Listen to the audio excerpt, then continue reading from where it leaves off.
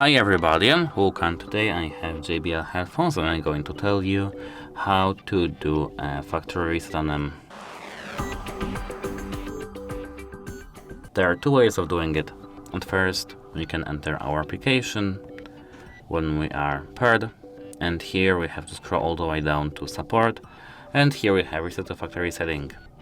The second option is to take them,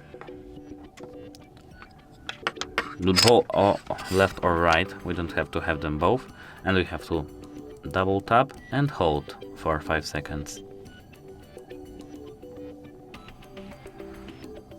Double tap and hold.